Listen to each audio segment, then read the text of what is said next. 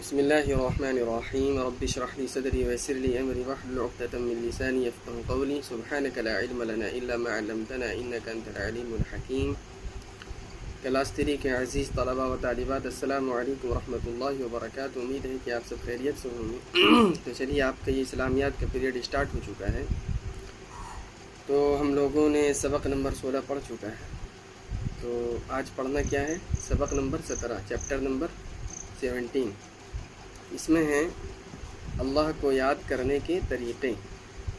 تو سب سے پہلی چیز یہ ہے کہ جو اس چیپٹر میں موجود ہے اس کو ہم اور آپ پڑھیں گے۔ میں پڑھ کر سنا دوں گا تو آپ بھی اسے پڑھ کر سنائیں گے، کیونکہ کسی بھی زبان کو جب ہم پڑھتے ہیں تو اس کے تلفظ درست ہونے چاہیے، اس کی ادائیگی درست ہونی چاہیے۔ اگر آپ کی ادائیگی درست نہ ہو تو پھر لوگ صحیح نہیں سمجھتے۔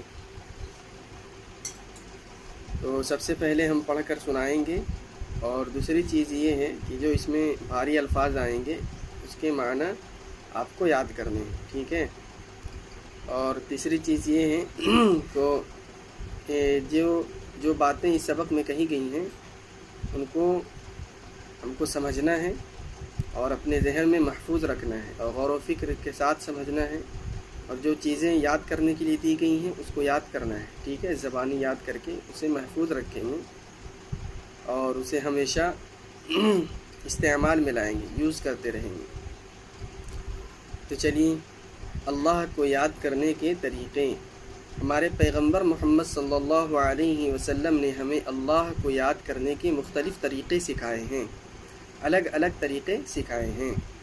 آپ صلی اللہ علیہ وسلم نے فرمایا ہے کہ اللہ کو یاد کرنے کا بہترین طریقہ لا الہ الا اللہ زبان سے ادا کرنا ہے۔ اس کا مطلب ہے کہ اللہ کے سوا کوئی معبود نہیں۔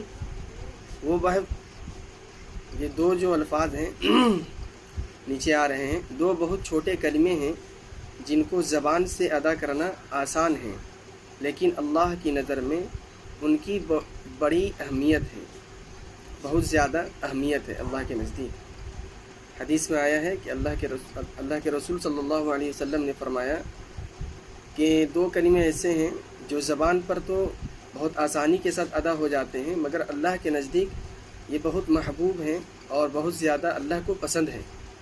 تو یہ دو کلمے ہیں، سبحان اللہ و بحمدہ۔ ترجمہ یہ ہے کہ ہم اللہ کی تعریف کے ساتھ پاکی بیان کرتے ہیں۔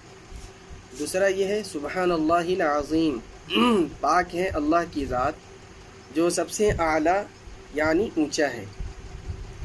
تین اور کلمے ہیں، ان کو یاد کر لینا بہت آسان ہے اور زبان سے ادا کرنا بھی مشکل نہیں، لیکن ان کی قدر و قیمت اللہ کی نظر میں بہت زیادہ ہیں۔ وہ کلمات یہ ہیں، ان کی بھی قدر و قیمت بہت زیادہ ہے، حدیث میں بھی اس کی فضیلت بھی بہت آئی ہے۔ نمبر 1، سبحان اللہ والحمد للہ ولا الہ الا اللہ واللہ اکبر ولا حول ولا قوة الا باللہ العلی العظیم۔ ترجمہ معنی یہ ہے، ہم اللہ کی پاکی بیان کرتے ہیں اور ساری تعریفیں صرف اللہ ہی کے لیے واجب ہے، لازم ہیں۔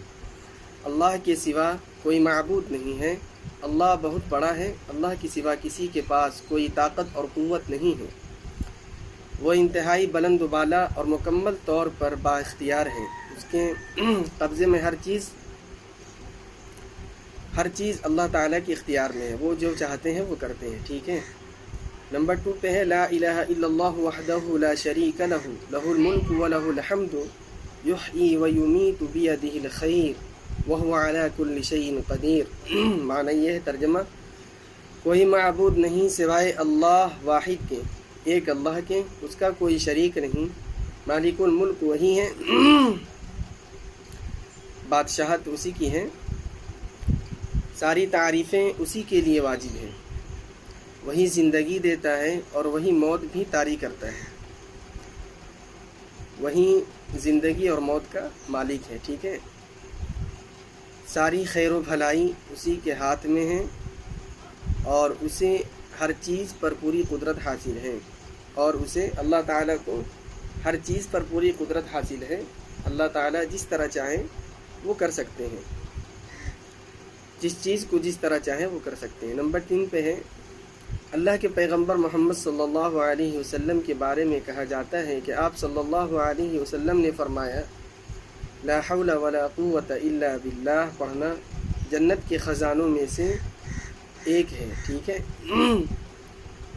اب آخری بات یہ ہے کہ ان کلمات کو اکثر پڑھتے رہنے کی عادت ڈال لیجیے، ٹھیک ہے، کیونکہ اللہ اس کے ذکر کرنے والوں سے بڑی محبت کرتا ہے، وہ ان کے گناہ معاف کر کے انہیں پاک کر دیتا ہے۔